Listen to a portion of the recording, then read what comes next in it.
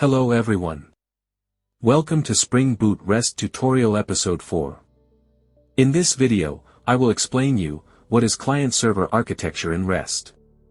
Client is used for sending a request to the server.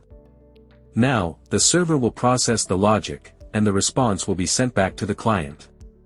So, who is the client? A client is an entity who requests for a resource from the server. It can be any website, or any application. Then, what is a server? A server can be an entity, which returns the response, or the representation, back to the client, once after processing the logic. It can be a code, or it can be a database. Always, all interactions are initiated by the clients.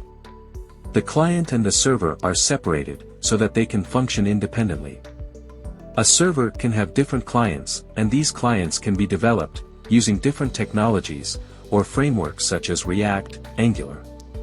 If different clients send same request to the server, same logic is processed always, and the response will also be same, even though the clients are different. The merits of client-server architecture is that, the client, and the server, can be upscaled independently, as they are separated from each other. The processing logics, or the build can be modified on them independently. That's it.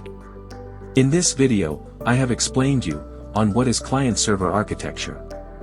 In the next video, I will explain you on what is statelessness in REST.